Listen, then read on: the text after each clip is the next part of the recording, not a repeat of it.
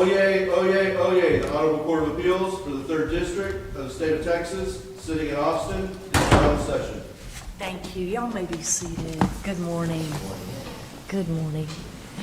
Welcome to the 3rd Court of Appeals. We're glad to have you here today. Justices Theophanis and Triana and I welcome you to the 3rd Court.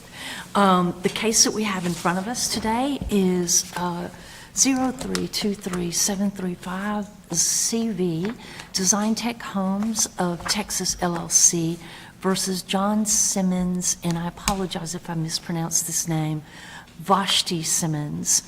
If I could have announcements of ready counsels. My name is Jennifer Taylor for the appellant, and I'm ready. Thank you. And I'm Bruce Bennett for the appellees. Mr. Wood is on his way.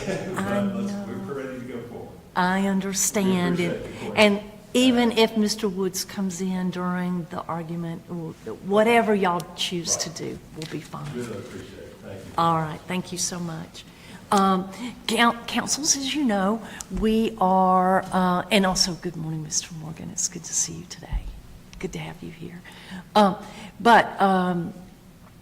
As you know, we're broadcasting this on our YouTube channel. So all of your friends and family over the holidays, you can share your video of the YouTube channel if you so desire. But we also have our timekeeping, very high-tech tool here. The green light means go, yellow means you've got 2 minutes, and red means you need to wrap up your thoughts. We're pretty much done. I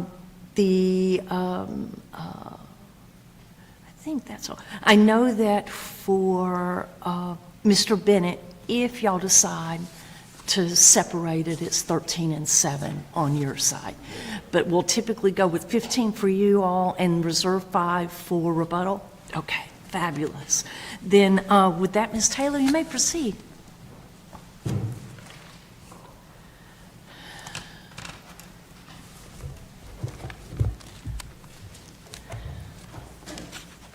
May it please the court. Yes, ma'am. And opposing counsel. We're asking this court to reverse the trial court's order that denied Design Tech LLC's motion to compel this case to arbitration. There are 3 things in this case that are not contested. The first is that there is a written agreement that has been signed by the parties. The second thing that's uncontested is that that written agreement contains language that states that disputes about the construction of the home shall be submitted to arbitration, or shall be resolved in arbitration. And the third thing that is not contested is that this is a dispute about the construction of the home. And is it also uncontested? I want to be clear on this. It looked like in the briefing that there's no contest that this is mandatory venue in Collin County. Yes, Your Honor. Okay, I thought that is uncontested. Yes, okay, Your Honor. Thank you. All right. The homeowners are seeking to render the arbitration agreement meaningless, and they're doing so by arguing that it is ambiguous and contains irreconcilable conflicts. And they have 4 primary arguments that I would like to address today. First, they argue that there was no meeting of the minds to submit the case to binding arbitration. Second, they argue that because the arbitration agreement gives the parties options on which arbitration service to use, that creates an irreconcilable conflict and renders the agreement unenforceable. Third, they argue that Design Tech materially breached the agreement by filing the lawsuit and alleging facts that they say violate confidentiality. And finally, they argue that Design Tech waived arbitration due to the 8-month gap between the filing of the original petition and the filing of the motion to compel arbitration. And I would like to start by dispensing with the waiver argument first. So under existing Texas law, waiver by litigation conduct has 2 prongs. It has substantial invocation of litigation and prejudice. And the record here shows neither of those elements have been met. And you still think prejudice, even when you've got FAA and you've got the, I believe is it the Morgan case from the Morgan v. United States Sundance. Supreme Court? Yes. Yes, Your Honor. So Morgan v. Sundance does announce a rule for federal courts. In that case, this was a 2022 U.S. Supreme Court case that said that the lower federal courts may not, and I'm going to quote from the opinion, it says, create arbitration-specific variants of federal procedural rules like those concerning waiver. And that rule does conflict with the Perry Holmes case. And the Perry Holmes case, of course, says that waiver is required. Now, as we stand here today, Perry Holmes has not been overruled or revisited by the Texas Supreme Court. So that case is still binding on the Third Court of Appeals. That prejudice is still required to prove waiver by litigation conduct. Yes, Your Honor. But we don't really even have to get to prejudice in this case, because before we get there, the homeowners had to prove that Design Tech substantially invoked litigation. And there is no evidence of that in the record. They have not shown that here. The homeowners characterized this as an 8-month delay. But what happened was there was an original petition filed in November of 2022. And it took 5 months to get the homeowners served with process, and they appeared in the case 5 months later in April. And the motion to compel was filed 3 months after that. So really, this should be characterized as a 3-month delay. And in those 3 months, the only activity that occurred was a voluntary mediation between the parties. There was no litigation activity whatsoever. No discovery was exchanged. There was no motion practice. There was not a scheduling order entered. No trial date had been set. So the case was very early on. Nothing had occurred. I do want to go ahead and discuss prejudice, because that is still a requirement. If you were to find substantial invocation, they must also prove that the delay caused prejudice. And there was no evidence offered in front of the trial court of prejudice. What they are relying on instead is the simple fact that the original petition had been filed and alleged bad acts. It alleged facts that they say violate confidentiality, accuse them of fraud, and that would otherwise be defamation. Prejudice in the context of waiver versus litigation requires harm suffered as a result of not filing for arbitration sooner. And Texas law, both the federal statute and the Texas Arbitration Act, both contemplate parties being able to file a lawsuit in order to enforce an arbitration agreement. Even if Design Tech had filed their original petition and simultaneously requested that the case also be compelled to arbitration, that lawsuit would still be on file, those facts would still be alleged. So the prejudice that they are offering is not something that occurred as a result of the delay. In addition, there has been no Texas cases that I could locate that named bad acts and the public nature of a filing as prejudice. Prejudice typically are things such as the expense in having to go through litigation, having to defend motions, having to exchange discovery. If you're responding to discovery requests and the other side would not have been entitled to that information in arbitration, or you've won a motion, you've been successful on the merits of a partial motion for summary judgment, and all of a sudden the other side is yanking this forum out from under you and forcing you to start over. Those are the kinds of things that are prejudice as a result of the delay. We see nothing like that here in this case. I want to go ahead and move on to some of their other arguments. They argue that there has been no meeting of the minds in this case to submit this dispute to arbitration.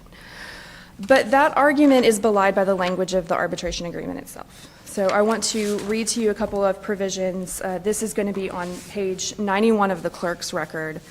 That's where you'll find paragraph 5.5a, and that's our arbitration agreement. Starting with the third line down.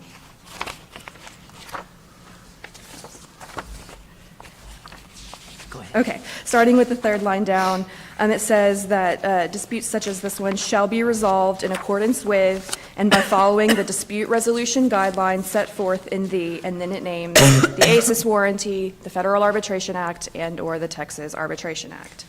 It says that any demand or claim for arbitration shall be submitted to either the American Arbitration Association or or JAMS, the Judicial Arbitration and Mediation Service, I believe what it stands for. And those are the two different arbitration services the parties may choose from. And then further down, towards the bottom of that paragraph, it does state that the parties may mediate before going to arbitration. However, quote, if the dispute is not resolved by mediation, then the arbitration proceeding shall continue to conclusion. So this is the language from the contract and the arbitration agreement that sends this case to arbitration, and that language is unambiguous and clear. And counsel, I mean, y'all can't even agree on what the standard of review is. What happens in this case if y'all can't agree to which of these methods you choose, which arbitrator you choose, whether you go the FAA or ACES or the Texas Arbitration Act? I mean, I'm seeing such a conflict between the parties. It seems, and again, standard of review, you can't even agree on that. I don't know where the parties go. So in this case, we have an arbitration agreement that says the parties may choose between two potential arbitration services. And we have not yet made it to a position where the parties have even discussed that. There was no evidence offered before the trial court that the parties had tried and had failed to come to an agreement on which service to use. And Texas law in the Texas Arbitration Act, and I believe also in the Federal Arbitration Act, there is a mechanism in the statute that does allow the judge to resolve those types of disputes. And in fact, I believe one of the cross points raised by the homeowners is they are requesting that the trial court appoint an arbitrator if this case goes to arbitration. Ms. Taylor, can I kind of, going on that segue, how do you reconcile the mandatory language of 4.6A, which shall require claims to be sent through ACES, and the section 5.5A, which you just read, which says shall, the language requiring claims to be submitted to either the AAA or JAMS? So I look to the very last sentence of 4.6A, which says that this is in no way intended to limit, restrict, or otherwise affect any other dispute resolution mechanism or procedures provided in this agreement. And in Appley's briefing, they have, I don't want to say admitted, that might be a strong word, but they've agreed essentially that this language makes this arbitration, or makes the warranty provision subject to the arbitration agreement. And so the way that you harmonize those is there is a third-party warranty in this case, and disputes should be submitted via the third-party warranty. However, via that last sentence, that is going to be subject to the dispute resolution paragraph, which requires disputes to go to arbitration and not litigation. And paragraph 5.5A even contemplates that by saying that the guidelines to be followed in the dispute resolution arbitration will be found in either the ACES warranty, the Federal Arbitration Act, and or the Texas Arbitration But Act. walk me through this. So if I'm a party to this contract, am I supposed to go through ACES, file through ACES, or am I supposed to file through JAMS or AAA? If you are a party to this contract and you are initiating a dispute, you would have in that situation a choice. You can go through ACES because the contract allows you to resolve your dispute through the third-party warranty. If that fails to resolve your dispute, or if you choose not to, you can initiate arbitration. But what you cannot do is go to court and seek a jury trial. Counsel, what would you say are the essential terms of the agreement to arbitrate here? The essential terms of this agreement to arbitrate is to forego litigation and submit to binding arbitration. And those are the only essential terms. Who, the identity of the arbitration service, whether or not the rules in the warranty or the guidelines in the Federal Arbitration Act or the guidelines in the Texas Arbitration Act, those are not material terms. And in fact, both the Federal Arbitration Act and the Texas Arbitration Act are going to apply in arbitration. And that's not because the contract says so, that is because the Federal Arbitration Act is a part of Texas law as well. And so the law says that both of those statutes will apply.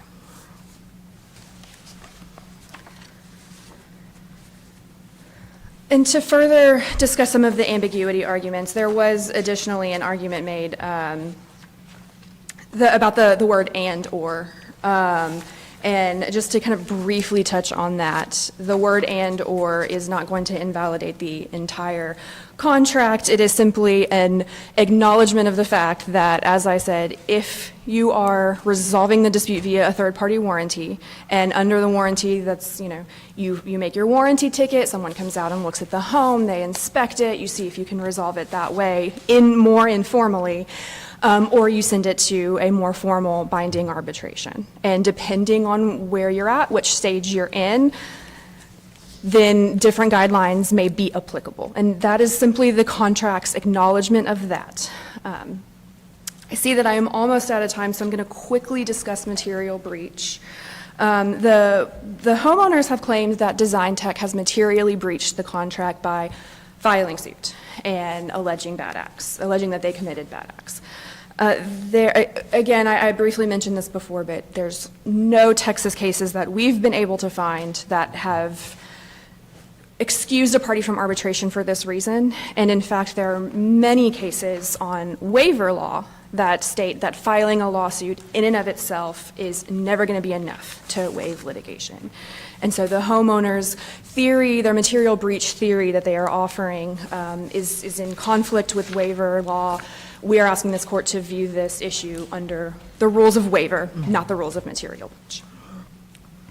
In summary, Design Tech offered an valid and enforceable arbitration agreement, and the homeowners have offered no reason why that agreement should not be enforced as written. And so we are asking this court to reverse the trial court's order denying the motion to compel arbitration. Thank you, Your Honors. Thank you, counsel. And Mr. Bennett, it looks like you're on your own, sir. I think I am. Yes, sir. And I am sure that you can handle Mr. Woods and yours all I will at the same give it time. my best shot, Your Honor. Okay. Okay, let's start with, may it please the court. My name's Bruce Bennett, and I'm glad to be here on behalf of the Simmons. Let's start with waiver. What constitutes waiver is a fact-dependent inquiry. To decide if waiver occurs, the Supreme Court has directed us to look at several factors. No one is dispositive, but courts have denied arbitration based on one of these factors. Well, these factors include, first, is the movement a plaintiff or a defendant? Well, here, Design Tech is the plaintiff. Design Tech made no mention of arbitration in its petition. It didn't attach the contract to its petition. Did the movement know of the arbitration clause? Of course they did. They drafted it. It's their contract. It's got all these arbitration and mediation and God knows what else is in there. No claim that they were unaware of the arbitration agreement when they filed this lawsuit. How long did the movement wait before seeking arbitration? And is there any excuse for the delay? No. Design Tech waited 8 months, gave the trial court no excuse for the delay. None. It was not necessary. They did say, I think at the hearing before Judge Waldrop, that, well, we had to file a lawsuit to initiate arbitration. That's not true. Terry Helms says that's not true. We know that's not true. You can go. You don't have to file a lawsuit first. Now, they said, I heard them say today, well, it took us 5 months to get you served. Really? The burden of diligence is on them on getting someone served. Did the movement seek judgment on the merits? Yes, they did. They sought a judgment on the merits. Did the movement file claims, affirmative claims for release in the court? Yes, they did. They asserted claims for foreclosure of a lien, misapplication of trust funds, breach of contract, violation of the Texas Prompt Pay Act. Were those claims subject to arbitration? Yes, they were, but they still filed the lawsuit. Now, the Fifth Circuit has said that the act of a plaintiff in filing suit without asserting arbitration constitutes substantial invocation unless an exception applies. Well, exceptions include the plaintiff files the suit to obtain a threshold declaration on whether a valid arbitration exists. It didn't happen here. Plaintiff sued to obtain injunctive relief pending arbitration. Nope, that didn't happen here. Plaintiff sued without knowing of the arbitration agreement. Nope, didn't happen here. Plaintiff filed suit to compel arbitration. No, they didn't do that either. So no exception exists. They've offered no excuse because none exists. As pointed out in a recent case, the Dallas excavation case, I say recent, it was decided in August. It's reported at 697 Southwest 3rd, at page 702. No petition was filed in the case. It's Dallas Excavation versus Oriolana. And they said, parties know how important it is to settle on a forum at the earliest possible opportunity. And the failure of either one of them to move promptly for arbitration is powerful evidence that they made their election against arbitration. Now, intent is a question of fact. And the trial judge could reasonably have found that Designtech intended to litigate its claims against the Simmons in court rather than seeking arbitration. Let me next turn to, unless the court has any questions on that, I'll go on. I did want to ask you about the prejudice aspect of this. Yes, How was prejudice argued in the? Yeah, I'm heading that way, Your Honor. Well, in the contract that we have, the loss, it talks about one of the benefits of arbitration. It says this in the contract, is confidentiality. You can keep this dispute confidential. Well, we lost that. They filed a lawsuit accusing us of misapplication of trust funds exceeding $500. That is a third-degree felony. Can't unring the bell. They brought us into court, and they made that. That is prejudice. We lost the very benefit of arbitration, one of the benefits we were supposed to get that they even put in their contract. What about what counsel for the appellant says, that you have to tie the prejudice to the delay? Do you agree with that concept? I don't agree with that, Your Honor. I think that prejudice can be the prejudice, was caused by the delay, but it can be other things. I mean, here where you say in the contract, let's go to arbitration because you know what, we're going to keep all this confidential. And that's right, mediation's confidential, arbitration's confidential. Well, we lost that right out of the bat. And I think that does show prejudice. And I cited to the court a federal district court case, I can't pronounce it, Rajal versus Murphy. It's cited at page 50. And the court there said, the court agrees that Murphy has been prejudiced by the public filing of the highly charged allegations accusing her of tortious and even criminal conduct. Now, if an agreement to arbitrate existed, Designtech breached it by filing this suit and deprived us of the benefit of confidentiality. I believe, Your Honor, I'll next go now to the meeting of the minds. Let me hold on just a second. Sorry.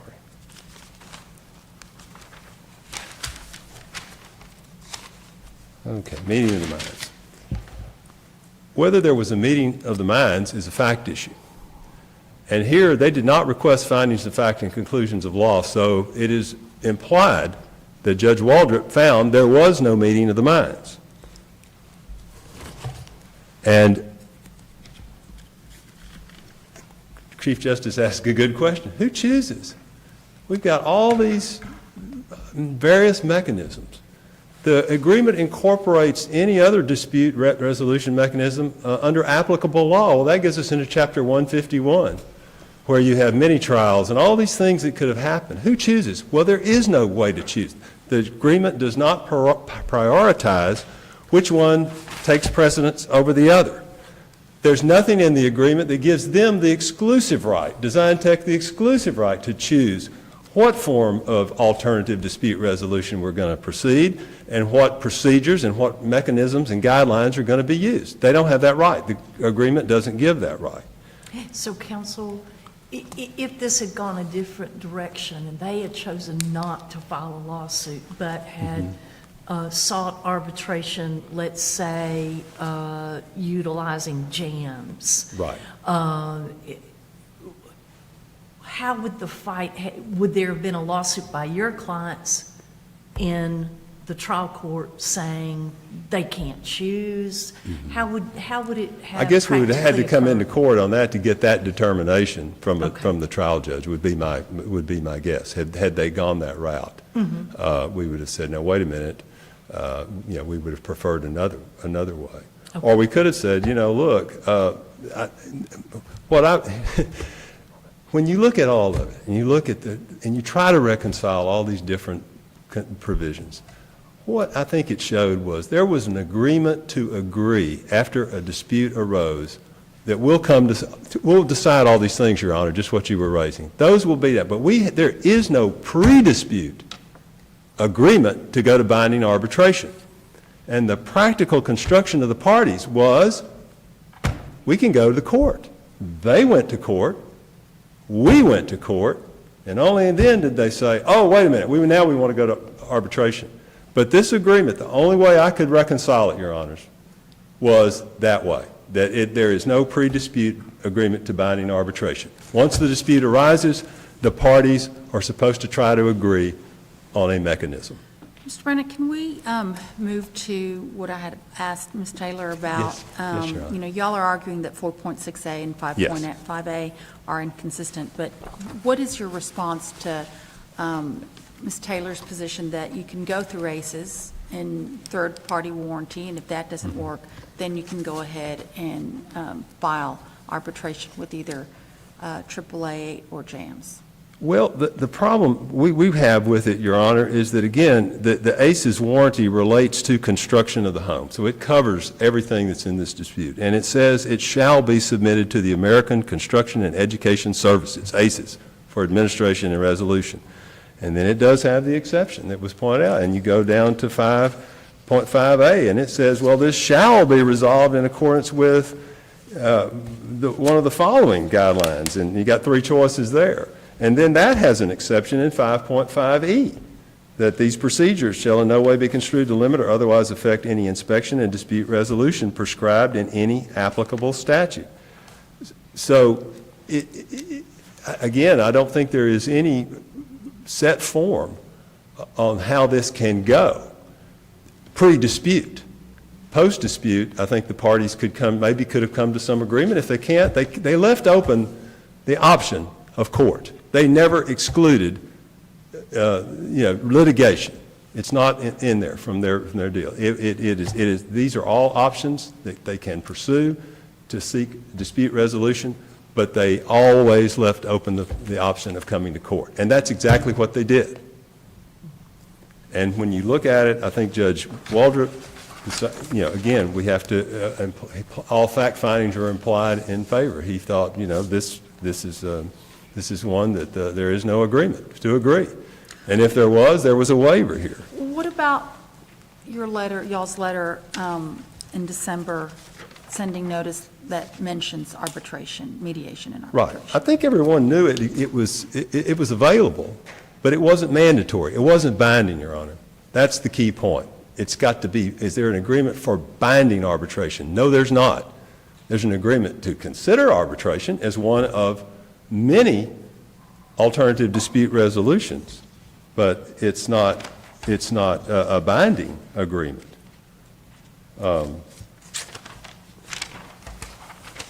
It's just an odd use of, Mr. Bennett, of the words shall be submitted and shall be resolved in a Right. contract to take it to a place of not binding and optional litigation. So how do you reconcile those words? Shall be submitted and shall be resolved. Right. Again, I think, Your Honor, the ACES, and again, they didn't put the ACES guidelines or anything in the record. We don't have it. But I'm assuming they have their own set of guidelines, their own set of rules and that would be different from the rules in JAMS or the guidelines in under the Texas Arbitration Act. I mean, it says dispute resolution guidelines follow in accordance with guidelines in the ACES, Federal Arbitration Act, or the Texas Arbitration Act. And again, I think there are different procedures, but we don't really know because they didn't put this, again, they had the burden to come in and prove all this, and they didn't do it. And counsel, on the meeting of the minds argument, Justice Theophanis asked your opposing counsel about the material terms of the contract. And she articulated forego litigation and go to arbitration are the only material terms, not the methods or the rules. Right. What do you say to that? I say there was never a meeting of the minds to forego litigation. That's the key point here. They kept that open, Your Honor, always. And I just can't stress it enough. I mean, I don't think they've tried to say today, I haven't heard the words today, that this is an unambiguous agreement. No way, no how. It's ambiguous. And the highest, I think this court has said it a long time ago, but the Supreme Court as well, and when you have an ambiguity, the party's practical construction of that agreement is the highest evidence of what the intent was. The highest evidence of the intent was they went to court and we went to court. We both recognize we can go to court. I mean, we could still, I guess, suppose try to resolve it by arbitration, but we don't have the benefit of confidentiality anymore. They brought us into court. They made these charges of criminal fraud, a felony against us, and I think we have to clear our names in court. If you'll give me 1 second to review my notes. I think I've said just about everything I wanted to say. Unless the court has any more questions. Is there any fight remaining on the issue, and it's unclear to me, I heard when we first started, the parties do agree that this is mandatory venue in Collin County. So that's, that venue battle. Comal. I mean, Comal. Comal, my apologies. Let me don't don't wanna go to get to Collin another county, my apologies, Comal County. I don't want you to get north of Dallas. Right.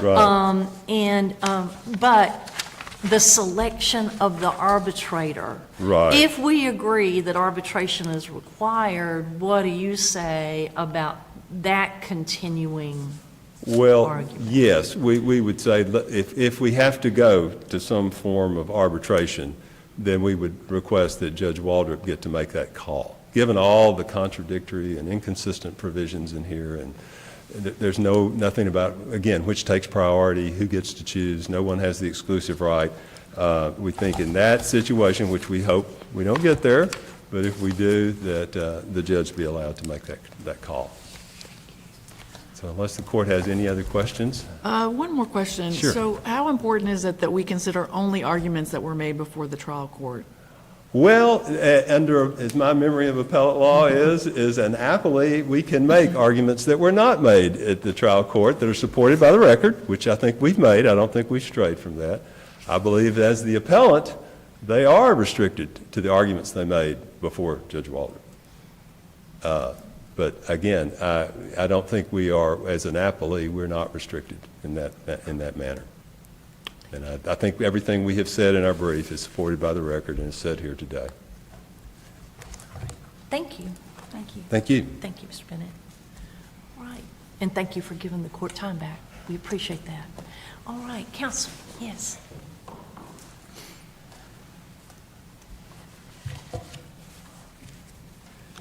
Yes, Ms. Taylor. Your Honors, I want to start by addressing this fact issue versus law issue. The only evidence submitted before the trial court was the document that was signed by the parties. There were no fact questions submitted. And there was a slight, there was an issue raised about the authentication of the document. We filed our business records affidavit. The only issues before the trial court and now before this court is how to interpret and what to make of the language within the four corners of that document. That is a legal issue, and that issue is reviewed de novo.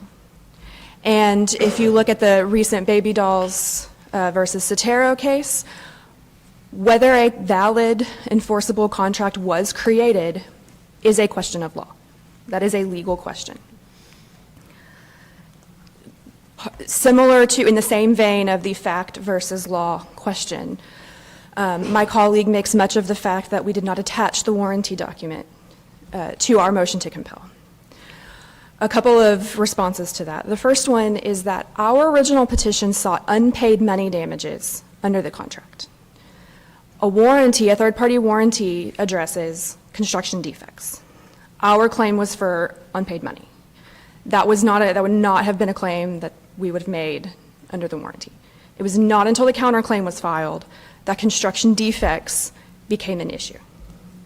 And when our burden, and I'm going to point to, it's cited in my brief, but in the Ridge Natural Resources case out of the 8th Court of Appeals, our evidentiary burden was to put an arbitration agreement signed by the parties into the record. And once we did that, once we authenticated that document, the burden shifts to the other party, to the non-movement, to raise a fact issue or a legal issue as to why that arbitration agreement is unenforceable. If they contend that the warranty document creates an irreconcilable conflict in how this dispute should be resolved, they had the burden to put the warranty document into evidence. The homeowners received the warranty document when they closed on the home. And that's reflected in the contract. Ms. Taylor, can you address Mr. Bennett's argument about their prejudice, not as to whether they need to, require under Morgan or not, but as to the loss of the confidentiality? Yes, Your Honor. So the case that I heard my colleague mention just a moment ago is the Raju v. Murphy case. That is a case out of the Southern District of Mississippi. So right off the bat, what I stated earlier, that there is no Texas cases that have ever held this to be a basis of sufficient prejudice in Texas stands. And I've read the Raju v. Murphy case, and it is true that there is language in that case that says that the highly charged nature of the allegations went into the court's consideration when deciding prejudice. But there was more to it than that. In that case, the court was convinced that the movant had essentially committed a fraud on the court. There's a ton of bad acts by that movant that is addressed in that case.